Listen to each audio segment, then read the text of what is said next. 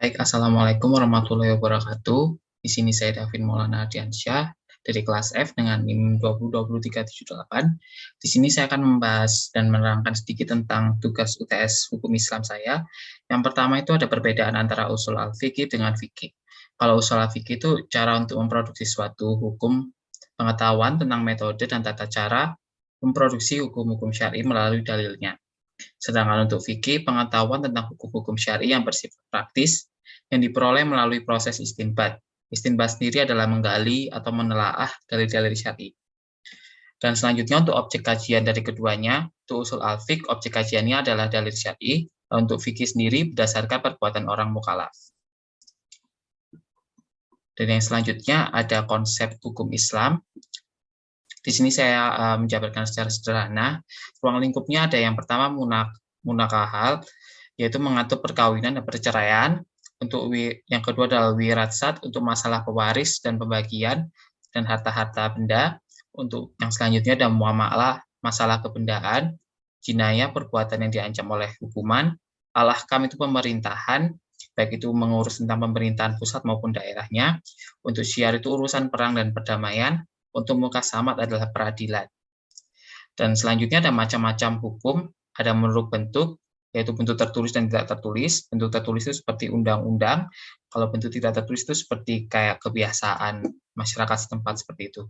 Kalau untuk sifat-sifat, itu ada yang mengatur dan memaksa. Untuk tempat, ada yang nasional, internasional, dan asing. Untuk sumber, yang sudah kita ketahui ada undang-undang, ada adat atau kebiasaan, ada jurisprudensi, dan traktat.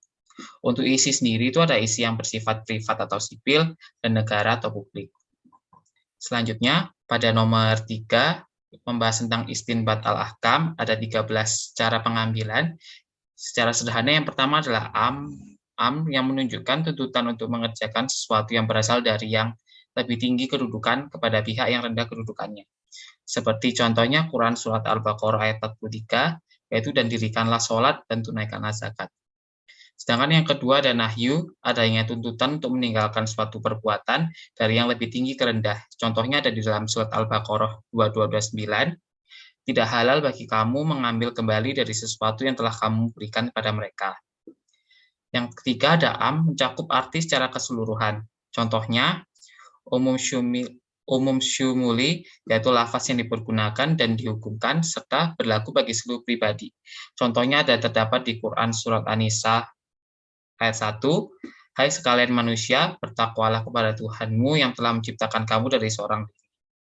Dan yang selanjutnya ada qas, itu menunjukkan pada sesuatu yang terbatas jumlahnya. Contohnya seperti di surat Al-Baqarah ayat 22, dan janganlah kamu mendekati mereka sebelum mereka suci. Yang selanjutnya ada taksis yang untuk menentukan atau mengukuskan. Contoh di Al-Quran itu terdapat dalam surat Al-Baqarah 228, yang dimana artinya maka para istri yang diceraikan wajib menahan diri mereka menunggu 3 kali qur'u. Yang selanjutnya adalah mujmal, yaitu samar ataupun juga beragam. Contohnya terdapat di surat Al-Baqarah 228. Selanjutnya ada bayan, lafaz yang jelas maknanya dengan sendirinya. Contohnya ada dalam surat Al-Baqarah 185, apabila kamu melihat bulan maka berpuasalah, dan apabila kamu melihat bulan maka berbukalah. Selanjutnya ada mutlak, menunjukkan makna yang jelas, tiada dukungan suatu sifat. Tanda dukungan suatu sifat, maaf. Contohnya Quran Surat Al-Maidah ayat 89 tentang kafarat pelanggaran sumpah dengan perintah puasa 3 hari. Untuk mukayat selanjutnya menunjukkan makna yang jelas dengan dukungan suatu sifat keterangan tertentu. Contohnya ada di Quran Surat Al-Maidah ayat 6 menerangkan persoalan tentang wudhu. Yang selanjutnya ada mantuk, makna yang eksplisit yang tidak mengandung kemungkinan pengertian makna lain. Contohnya ada di Quran Surat Al-Isra ayat 23. Dan yang terakhir ada mafhum, tidak berdasar pada ucapan yang tersurat, melainkan berdasar pada pemahaman yang tersirat. Contohnya ada di Quran Surah An-Nisa ayat 25. Sekian penjelasan singkat dari tugas UTS saya. Terima kasih. Wassalamualaikum warahmatullahi wabarakatuh.